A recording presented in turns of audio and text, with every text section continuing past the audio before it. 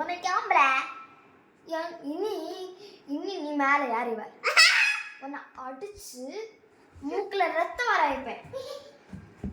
எங்க வர லூசு. நீ அவன் ஹாஸ்டல்ல கொண்டு விடணும் பைத்தியத்தை.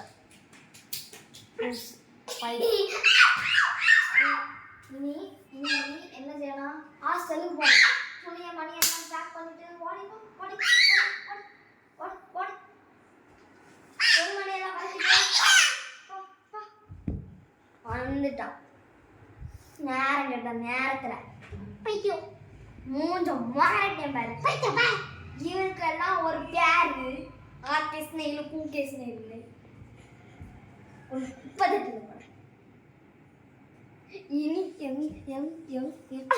எங்க அப்பா இது எங்கேயாவது உனக்கு நாங்கன்னா என்ன நடக்கணும்?